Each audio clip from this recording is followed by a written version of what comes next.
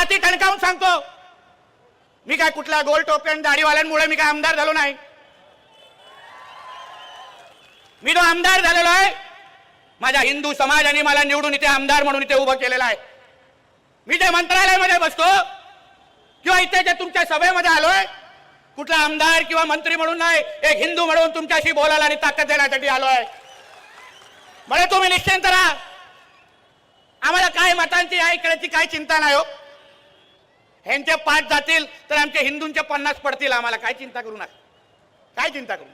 आम्हाला माहिती आहे कसं निवडून आमच्या हिंदूंची ताकद काय असते हे आम्हाला चांगल्या पद्धतीने माहिती आहे. म्हणून त्याची भीती आमच्यात टाकू नका.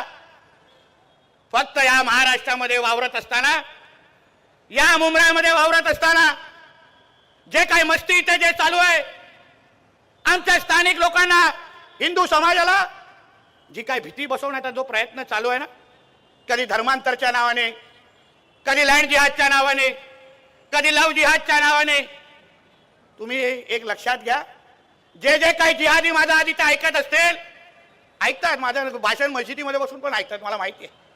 मुझे मालूम है तुम लोग छुप छुप के मेरा भाषण सुन रहे, फिर सुनो ध्यान से. परत माझ्या हिंदू समाजाच्या ह्या भागातल्या मुंब्रा देवी आणि ह्या भागातल्या कुठल्याही हिंदू समाजाच्या व्यक्तीकडे कोणी वाकड्या नजरेने बघितलं ना, तर न सांगता तुमच्या इकडे येईन आणि तांडव करून जाईन. एक लक्षात घ्या, तांडव. आम्ही आज जे मंत्रालयामध्ये बसलोय, या हिंदू समाजाच्या आशीर्वादामुळे बसलोय. हे सरकार हिंदू समाजाचं आहे आणि म्हणून ह्यांच्याकडे कोणी वाकड्या नजरेने बघितलं, ह्यांच्यामध्ये कोणी भीती पसरवली, तर मग पुढचा कार्यक्रम आमचा. मग आम्ही तो आता धुरंधरचा डायलॉग है ना, ये देवा भाऊ का महाराष्ट्र है, ये घुसेगा भी और मारेगा भी, एक लक्षात ठेवा.